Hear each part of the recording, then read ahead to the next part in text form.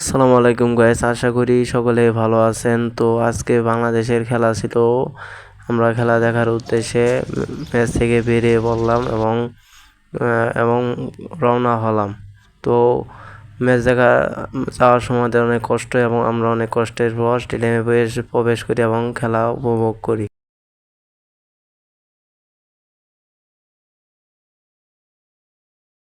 খেলা দেখার মূল উদ্দেশ্য ছিল সৌম্য দাদার খেলা দেখা এবং সৌম্য দাদা প্রথম ওভারে সৌম্য দাদা যখন প্রথম ওভার করতে আসে তখন খুব ভালো একটা ওভার করে এবং ভালো একটা উইকেট এনে দেয়, সেটা দেখে অনেক ভালো লেগেছিল। এই খেলা দেখতে স্টেডিয়ামে আরও অনেক দর্শক এসেছিল।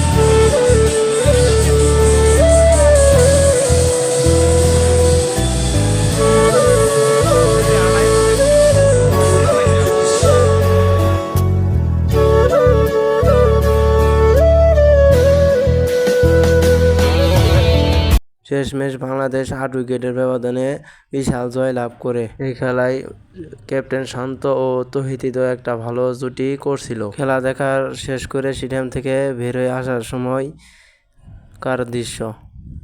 এখানে ৭১ টেলিভিশনের সাংবাদিকেরা ম্যাচের রিপোর্ট করছিল।